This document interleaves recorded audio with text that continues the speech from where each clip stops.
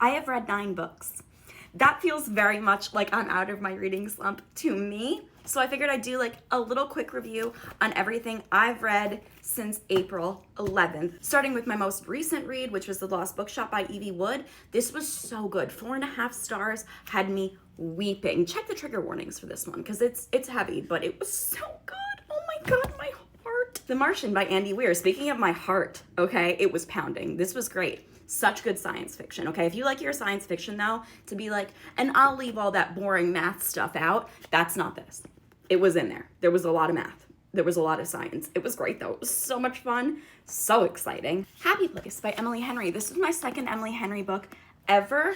It was good.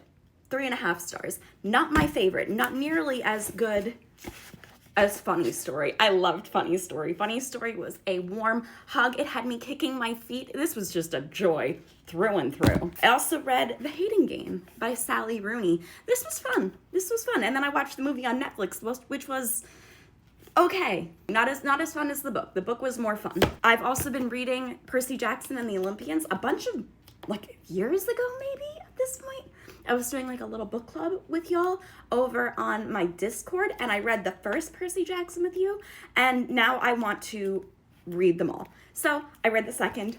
Delightful, very fun. Looking forward to the third. I also read Dreadful by Caitlin Rosakis. First of all, I like, okay, Gilded Edges. Is it Gilded Edges? I think so, right? I think these are beautiful, okay? It got me. That's why I picked this book up. But this book was so much fun. It was about the villain. It was about the villain, and it was a fantastic, funny, good time. I also read Apprentice to the Villain. Another funny, good time about the villain. So good, so like cozy.